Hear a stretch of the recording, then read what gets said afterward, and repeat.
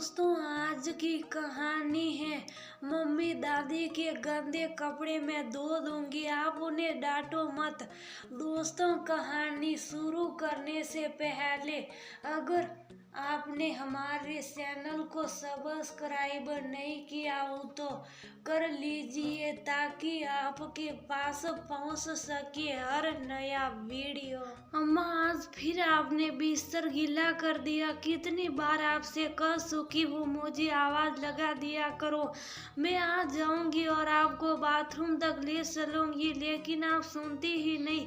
पूरे बिस्तर में से बदबू आ रही और पूरा कमरा दुर्गंध से भर गया। अब सारी सफाई मुझे ही तो करनी पड़ेगी। शीला करो से बड़बड़ाए जा रही थी। शीला की सास अरुणा जी को पिछले 2 सालों से ये तकलीफ है। कभी कभी रात को बिस्तर गीला हो जाता है, समय पर नियंत्रण नहीं रहता और बताने से पहले ही कपड़े और बिस्तर गीले हो जाते। उन्हें बहुत शर्म महसूस होती है, लेकिन क्या करें, अपने हाथ में तो नहीं है ना। 2 साल पहले जब शिकायत हुई तो शीला उन्हें डॉक्टर के पास ले गई थी।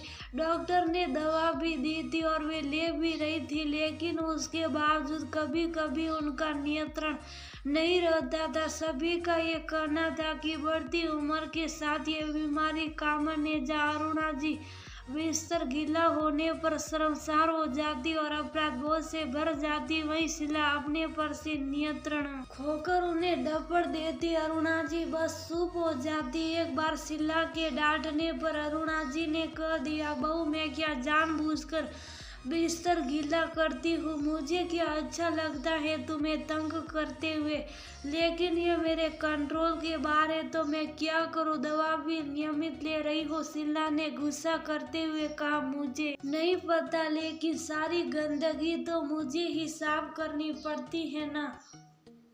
फिर काफी देर तक उसका मूड खराब रहता। तुम क्यों मेरी गंदगी साफ करती हो? मैं खुद अपने चादर बिस्तर धो लिया करूंगी। कहने को तो अरुणा जी ने कह दिया, लेकिन उनसे भला चादर धुल सकती थी।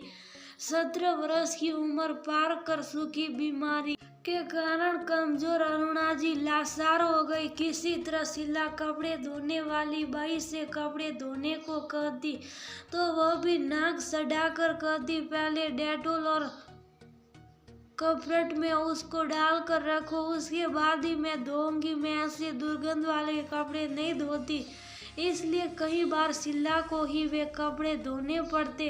कपड़े धोने के बाद हर बार उसका गुस्सा बढ़ जाता। सही ऐसे मौके रोज नहीं होते थे। 8-10 दिन में ही ऐसा मौका आ जाता जब कपड़े धोने वाली या तो छुट्टी पर होती या रात का वक्त होने पर कपड़ों की दुर्गंध न फैले, इसलिए उन्हें तभी धोना पड़ जाता। एक दिन डाइनिंग टेबल पर बैठे सभी शाम का नाश्ता कर रहे थे। सभी के लिए ठंडाई बनाई गई थी, लेकिन अरुणा जी को नहीं दी गई। जब उन्होंने पूछा मेरी ठंडाई कहाँ है, तो शीला ने उन्हें डांटते हुए कहा, आपको पता नहीं, ठंडा ज्यादा पीने से बार बार सुसु जाना पड़ता है। आपका तो पहले ही कंट्रोल नहीं और मुसीबत पड़ेगी, इसलिए आप तो उसकी जगह थोड़ी सी चाय ले लो।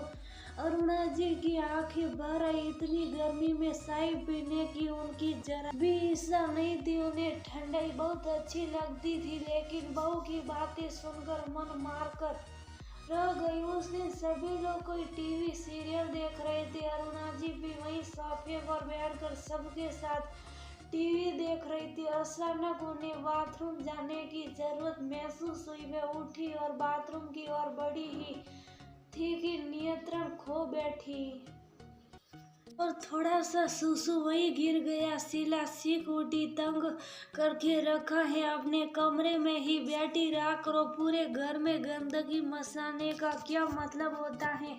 जब पता है नियंत्रण नहीं है तो बेकार में इधर उधर घूमकर दूसरों को परेशान करने में क्या मिलता है? आपको फिर पोसा लेकर आई और पूरा फर्श साफ किया। शीला की जवान बेटी अनु माँ के व्यवहार को देखती रहती।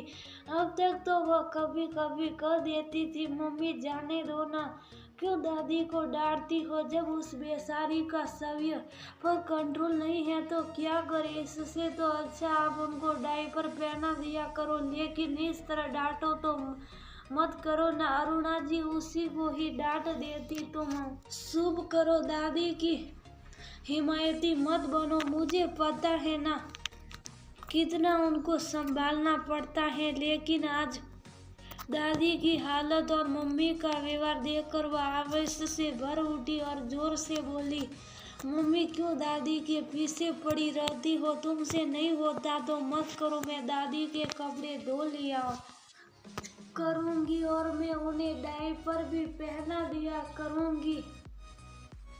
देखा नहीं तुम्हारे डांटने पर उनकी आंखें कैसे भर आई थी। वह बेचारी अपने कमरे में जाकर सूप सूप कर रोती है, मैंने देखा है उन्हें। लेकिन आप ऐसी निर्मोही क्यों बन रही हैं? भगवान ना करे अगर बड़ी उम्र में आपके साथ भी ऐसा कुछ हो जाए, सेहत संबंधी समस्या आ जाए तो क्या करोगी? बेटी की बातें सुनकर शीला समझ रह गई, ये क्या कर दिया बेटी ने सचमुच। अगर उसकी अवस्था भी सांस जैसी हो गई तो, और ये सोचकर ही उसे कपकपी आ गई। सास के प्रति वह कुछ ज्यादा ही कठोर क्यों हो गई? महीने में 3-4 बार अगर उसे परेशानी होती है तो उन्हें डायपर पहनाया जा सकता है या बई को ही थोड़ा सा प्यार से समझाकर काम लिया जा सकता है। इसके बाद भी